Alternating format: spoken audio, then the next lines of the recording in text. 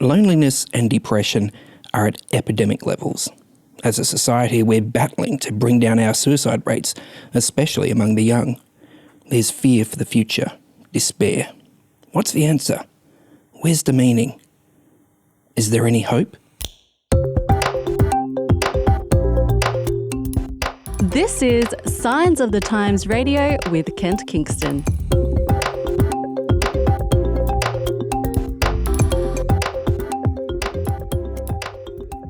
Well, it's fantastic to have with me on Zoom Mark Hadley, Signs of the Times media cultural critic. How are you, Mark? I am great, thanks, Kent. I'm like most people. I'm enjoying the fact that I don't actually ever have to leave the home. So here am I, sitting as warm as I possibly can. Your listeners can envisage me in a hoodie and a pair of tracksuit pants, which is something I'd never wear to work otherwise. Okay, I have to admit, I imagine that you probably previously spent a lot of your time working from home, like being a freelance and that sort of thing. Is that not the case? Well, it is actually true. I have spent a vast amount of my work time sort of locked away in our home studio or in our home offices, where I spend most of my time writing. The only difference now is that thanks to the COVID crisis, all of our children have joined us at home. So we're finding that we're doing our normal work environment, which we thought we were very ready to do, but at the same time, just having 3 teenagers around trying to make as much noise as they possibly can. So again, for your listeners, if they hear something that sounds like a herd of elephants passing in my background, that is in fact just my children going from one room to another. That sounds like it could be a little bit of a struggle that you all thought you were set up and complications. So are the kids sort of heading back to school now? In a sort of a scattered way, we've got 3 boys at 3 different schools, and as God would have it, all 3 schools have decided to do 3 different staggered programs, and so we seem to be sending someone to school every day. It's just a potluck to see who it is. Oh, okay. But as far as work is concerned, I mean, when it comes to the movies, I've noticed that a couple of movies have actually delayed their release. I mean, I was hanging out for the sequel of Top Gun, and bringing back my misspent youth. And no, they decided we won't release it now, we'll release it later because no one will be at the cinema. Is like when it comes to movie reviews and that aspect of your work, are you finding that's being disrupted a bit? Yeah, definitely. Obviously, because of the cinemas have closed, we're not dealing much with film reviews at the moment. But others have taken a different path and they've decided that they're going straight to digital download. So Sonic the Hedgehog, which was going to get a film release, has jumped straight over and is now available for digital download. And there are a few others like that. Extraction, Chris Hemsworth was going to be a cinema release. Now it's going straight to, in fact, it's available on Netflix now.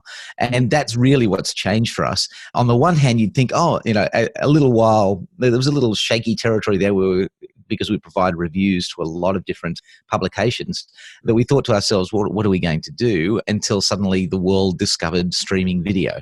Netflix and Stan and Prime Video, and there's plenty for us to watch. In fact, when I'm not sitting in front of a microphone chatting to people, then I am busy lying on a couch somewhere watching television. It's a difficult life, people, but somebody has to do it. Absolutely.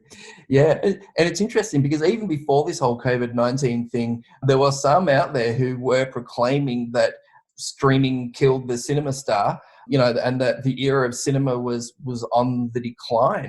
Do you think it's ever going to be the same again? I think that we are going to change the way we do a lot of things just by virtue of what we've gotten into. But I don't think that cinemas are going to be a huge victim, because there's something that we've actually noticed we really want back. Cinemas provide a sort of a communal going out experience. It's one thing to sit at home and watch a film. It's another thing to sit in a crowded cinema with 500 other people and watch it. The feelings are quite different. The sense of event is different, and that's what we're kind of missing at the moment. Here we are all locked away in our own little bolt holes. And the truth is that we're actually feeling a bit starved, even though we can listen to lots of voices and see people on video calls like Zoom and things like that. The truth is that we're actually missing that physical presence. And cinemas have always provided that. Again, they'll come back and they'll be fine. People have predicted the death of cinema a lot over the decades. This one will, in fact, actually probably turn out to be just as mispredicted. Yeah. Oh, look, I hope so. And I have to admit, I think despite all the electronic means we have of staying in touch with people, I'm just really looking forward to being able to hug people. Yes. Maybe Yes. that's just me. I'm a bit of a hugger, but yeah, well, I'll be really enjoying a bit of a hug, I think, at the end of all this. So there's a warning to anybody who knows Ken very well in the first week of things going off, just to try and keep that social distancing. That's right. The truth is that we're all suffering from something that, is starting to get various labels. Some of it is, people talk about e-fatigue or Zoom fatigue. Hmm. And that's really because even though we can see people and see their expressions and such, we're not getting the full picture that we normally have with people. Now, you've mentioned just physical touch, but there's also lots of visual cues, and even audio makes it hard sometimes to pick up the nuances and the way a person is speaking to us. So every conversation becomes an effort.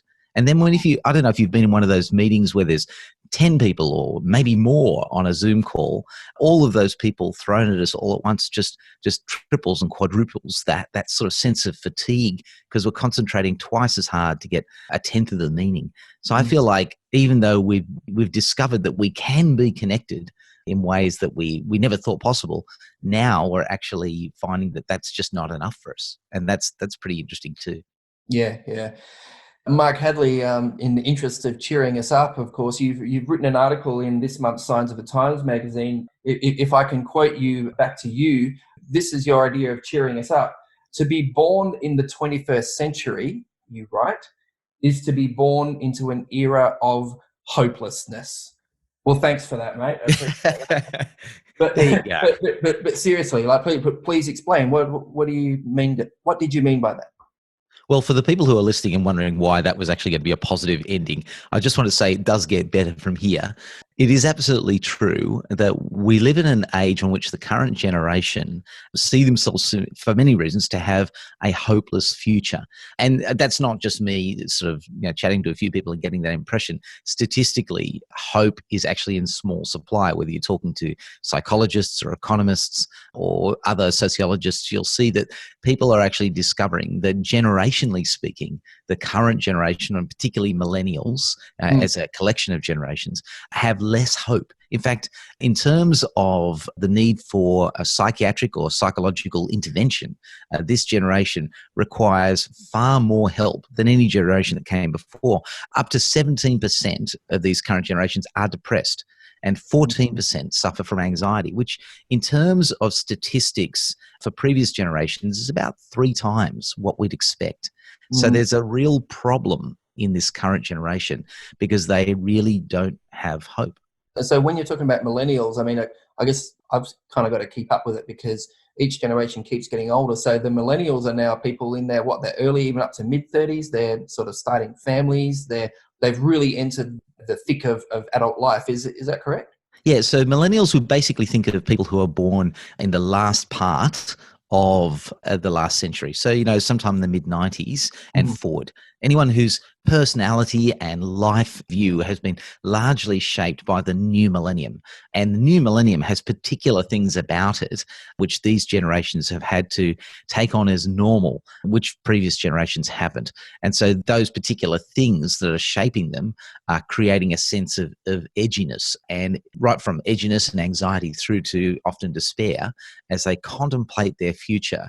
I mean, there's an interesting statistic that came out regards millennials, and the idea that only a third of millennials believe that they will actually live to be better off than their parents. So, there was a time, I guess, maybe in my generation, which is much older, where in which people were thinking that, I'm going to achieve and I'm going to do that a little bit better than my parents. And that's the idea that, life itself would deliver some of that.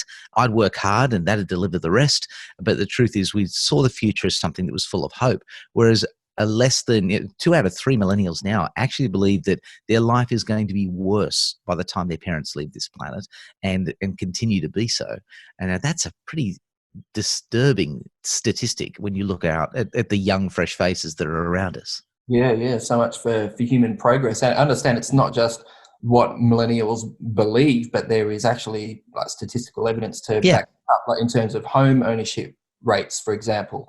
I mean, I guess previous generations, had the benefits of the sort of Whitlam era, free education and, free university education and things like that. That has been sort of chipped away at since then. It's just not the same anymore, is it?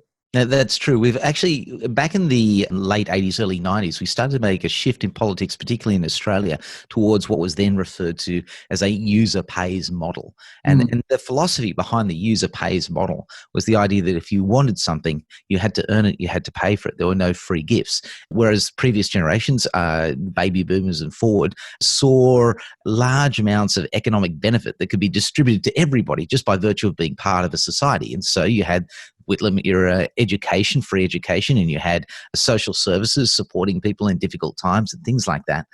That harder view of the world around us is sort of tied to an idea of economic disparity and increasing economic disparity. The idea that some people are going to get rich and a lot more of us are not going to, that we might never own homes, that the great Australian dream is still there. There's still a great many people who would like to see home ownership as part of their future, but statistically speaking, fewer and fewer people actually believe that they'll make it. And that's an interesting thing. Whereas once upon a time, the idea that, all Australians would end up in a quarter-acre block somewhere on, in a suburb with 2.6 children and a dog is, still out there as an ideal, but it's less and less likely that people feel they're actually going to reach it. But it's not just the economic situation that's actually dragging people down.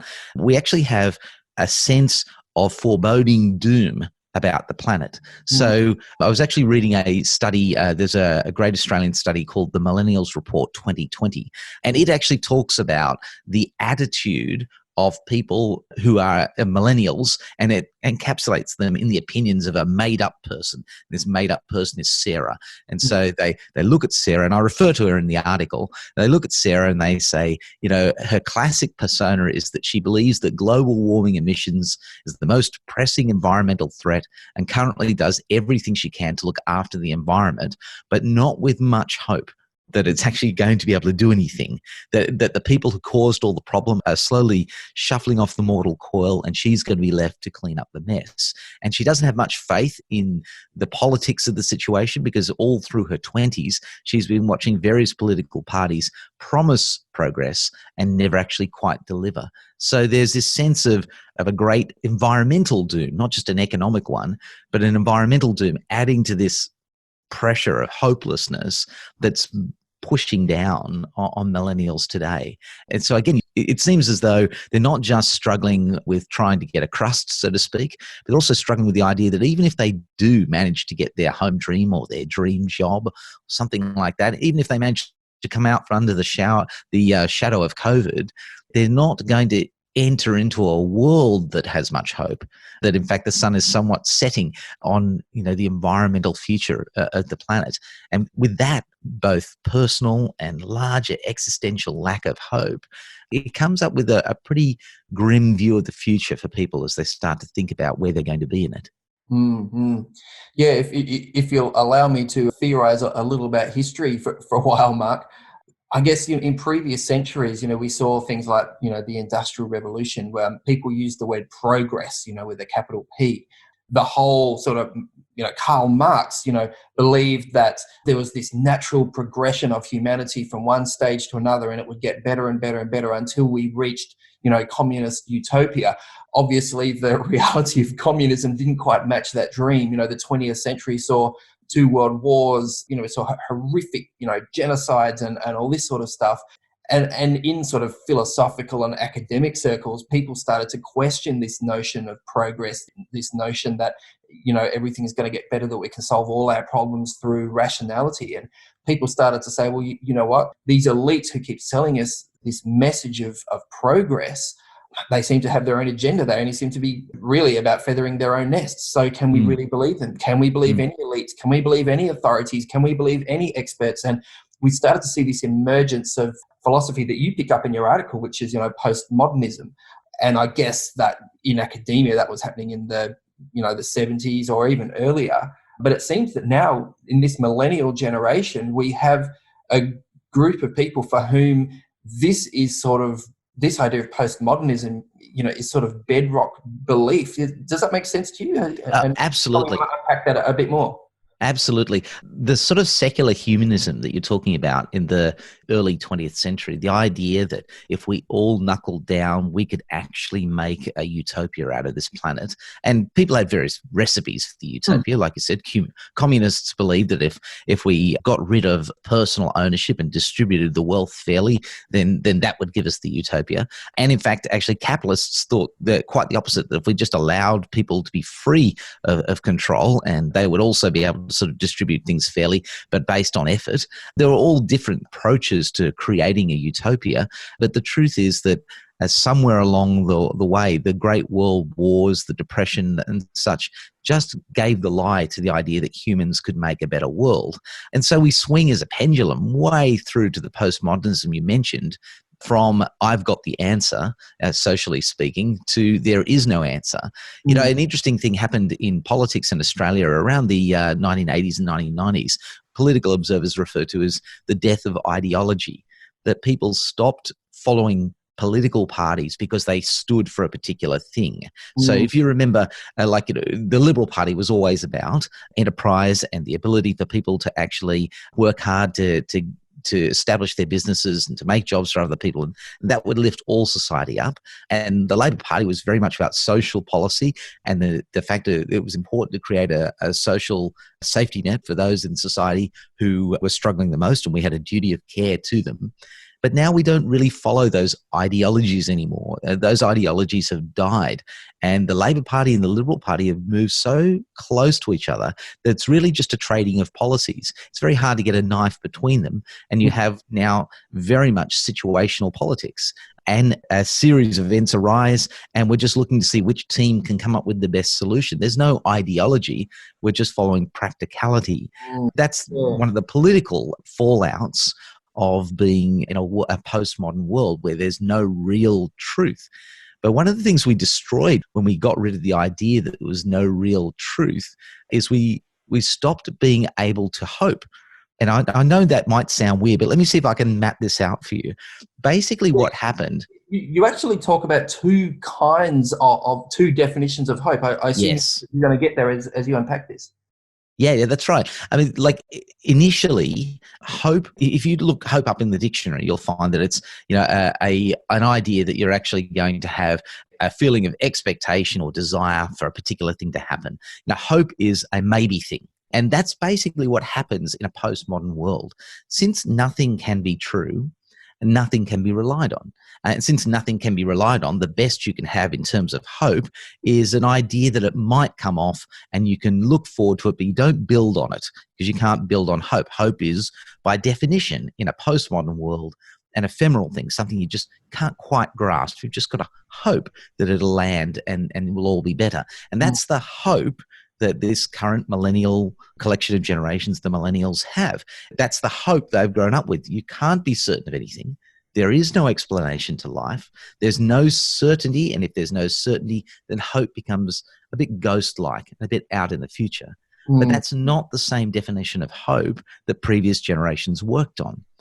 Previous generations used a much older definition of hope, the idea that hope was equated to trust, a feeling of trust. And the difference is that in the first one, there's nothing solid, but trust is actually not hoping that something will happen. Trust is relying on something to happen. You're trusting in something. The word trust, Mark, always sounds a bit more relational to me. It's it's sort of part of a healthy relationship that you have trust in the other person. It is sort of warmer and more solid than hope in some ways. Exactly. And look, if I might use an old illustration, and those people who have heard this already can forgive me, and those who haven't heard it before can pretend I came up with it. But there's this idea of hope and a chair, so to speak, that, you don't hope as you sit down on a chair that it's going to hold up your weight. If you have any knowledge of that chair whatsoever, you're trusting in it to actually hope. So that's the older definition of hope, that, you have a knowledge of the thing that you are putting your hope in. And so your hope is confident. Whereas, and so when you talk about it relationally, you have a great hope in getting home to see your family because you know your family and you can trust in them that they're for you and that they're going to be good for you. So your hope in getting home, I can't wait to get home, is a solid thing. Whereas if I was going to a place where I knew no one and I had no one I could particularly trust in, then I hope it's a good time when I arrive, but my hope becomes an ephemeral thing. And so, millennially speaking, people have no real certainties and so no real certain hope. And that's really one of the things that's making it even more difficult to deal with difficult economic times or an uncertain environmental future, because there's no strong basis for hope. There's no relational basis, if you like, for hope. Mm-hmm. I think in your article, maybe you could probably say it a bit more explicitly now than you do in your article, but you seem to suggest that a part of this loss of hope may be connected with Western societies, in particular, loss of religion. You know, we used to be a pretty strongly Judeo-Christian nation in Australia. It's no longer the case, as it is in the West, you know, generally. Is that a part of this loss of hope, do you think? Oh, without a doubt, because despite the fact that this current generation is facing a climactic crisis, a grim, almost apocalyptic future, it's not actually the first time that a generation has faced this. I mean, it's very, very easy to march back, historically speaking, and see that Generation X, you know, that comes before the millennials, was facing the prospect of nuclear annihilation. So for those of us who are listening, remember, there are all sorts of programs and songs and books about what it would be like to grow up or to live in a nuclear devastated planet. And then prior to that, the baby boomers were living in a world in which Cold War was going on. So there was a certain sort of suspicious fear of what, in fact, the superpowers would do if they were given the opportunity to go at each other. And we'd all be swept up in that. And so the Cuban Missile Crisis is part of that. In fact, there was an interesting study done on the number of children that were conceived probably during the Cuban Missile Crisis because people were afraid of the future. And then previous generations to that, the builder generation in Australia grew up during World War II. And the silent generation before that, well, they're the real lottery winners. They grew up during World War I, World War II, and the Great Depression in between. So there have been generations that have faced great crises before that seem to drain all hope from the future. But the reason why they actually retained their sense of positivity and hope, I argue, is that culturally they were much better prepared. They lived in a world that accepted that there was a meaning, that even if things looked grim at the moment, there was a God over all things that was directing the future, and they could put their hope in him. And not a faint and anemic hope. It was in fact actually a hope that they could rely on because he would do what was right. He would take care of his own. He would be able to be trusted day to day. Now, when you arrive in a postmodern world where there is no truth and there is no God and there is no certainty to relationship or anything like that, well, there is no hope. And I feel like that part of the problem has not simply been that we've raised this generation in a state in which they have less prospect of jobs or less prospect of clean air. It's that they have less prospect of finding their meaning, that they have less prospect because we've told them there's nothing out there to be found. And that is a real tragedy. Personally, as a Christian, I argue against that every day of my life because I believe that there is a solid hope out there to be found. I believe that my personal experience of life shows me God dealing in my life every day, but I just historically, empirically, apart from me, I see that thousands of generations have in fact actually found great security and hope in God. And if I just want to go back and look at the events, I see that a picture of what it would look like if God decided to come down to this earth, and lo and behold, I find all of that evidence in the life of Jesus. It's not an ephemeral, light-hearted, uncertain hope. It's one that actually looks back to certain events and can build on that. And so I don't really get despairing. I'm concerned about the environment as much as the next person. Yeah. I'm not despairing over it because I know there's a God who's in charge of all. Yeah. What you're saying, Mark, reminds me of quite a famous quote from one of the founders of my religious tradition, the Seventh-day Adventist Church. She said, you know, we have nothing to fear for the future except we forget God's leading in our past history. And I think that's exactly what what you're referring to with like looking back to that evidence that comes from the past. I guess my question is though that people are increasingly suspicious of elites and politicians and ideology and all these things you've referred to, and you're suggesting that perhaps the way towards hope is perhaps towards re-examining Christian faith as a source of hope and as a source of meaning. But for some of our listeners, I don't know, they may be wondering, why would I do that? How would I do that? Yes, I kind of see what you're doing, but I'm sort of suspicious of the church. There are so many Christians arguing amongst themselves, and how would I even know where to start? Do you have any sort of practical suggestions there? I do indeed. I would suggest that listeners who actually feel that way are definitely touching a particular truth. That insofar as you try and build your hope on other people, you are going to be as disappointed as the fallibilities of those people.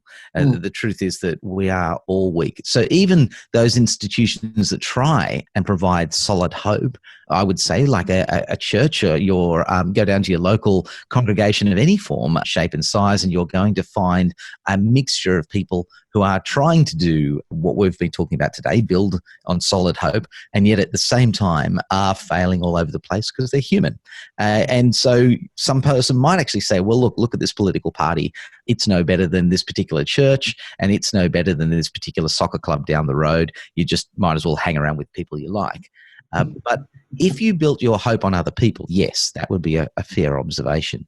But what I would actually encourage people to do is to go and look at the evidence for Jesus Christ, to go and actually spend time in one of the earliest documents that historians, whether they be secular or religious, all rely on the same documents. There is, in fact, actually no real dispute in the academic community that the way to find out about Jesus is to go read the Gospel of Mark or the Gospel of Matthew or Luke or John. But, Mark's a great place to start. And you will discover there a unique individual, someone whose one life sent ripples through history to our present day, transforming everything. Now, that person might actually be worth your hope. That person might actually be the solid basis that you're looking for, because you're going to discover, I would argue, someone who doesn't contain all of those particular foibles that make us less trustworthy when we come to institutions, but instead someone who's actually quite genuine. You might say, oh, look, sure thing, Mark. Well, and I just want to encourage you to prove it for yourself. Go and have a look. I think the real tragedy about Australia today in a hopeless and postmodern environment is that people make assumptions that they know about things that they really haven't taken time to look into. So recently I was chatting with a friend and he was telling me about all the things he believed. And I said, why do you believe those things? And so he told me what he believed about the church and what he believed about Christianity. And I said, but what have you done to actually base your belief on something solid? Let's be clear. If we're going to build our life on something, surely we owe it a couple of hours to look into the research or to chat to someone who might be able to tell us some more about that. So it takes 2.5 hours to read the Gospel of Mark. It's freely available online, and that's the oldest document we have of the life of Jesus. If you can read that and come out completely unchanged, then, my heart bleeds for you, because you're missing one of the greatest sources of hope that humanity has ever been given. Wow. It's a simple challenge, but it's a potentially, life-changing challenge. So, yeah, thanks so much for that, Mark. Yeah, the Gospel of Mark, who Mark was named after, is a great place to start. Short, it's punchy. Certainly, yeah, as you pointed out, Mark, one of the early source documents of the life of Jesus Christ. Hey, thanks so much, Mark Hadley, for your time this weekend, for writing for Signs of the Times. It's great to talk to you about this stuff. If you don't mind me, I'm going to go lie on my couch now and watch television. Today's episode was based on an article appearing in this month's Signs of the Times magazine. A subscription is just $26 for 11 issues a year. To find out more, visit signsofthetimes.org.au. Signs of the Times has been published in Australia since 1886 and is proudly produced by Adventist Media. This is an Adventist Media podcast.